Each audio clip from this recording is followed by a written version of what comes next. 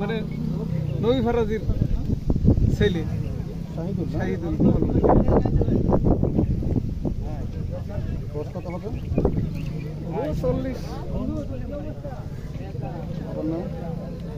মৃত নবী ফরাজি।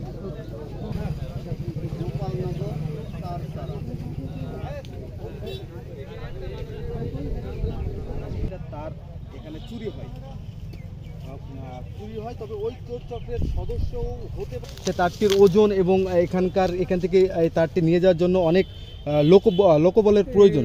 তো সেক্ষেত্রে অনেকে ধারণা করছেন যে হয়তো ওই চোর চক্রের সদস্য হতে পারে, যদিও এই বিষয়টা আমরা নিশ্চিত নই।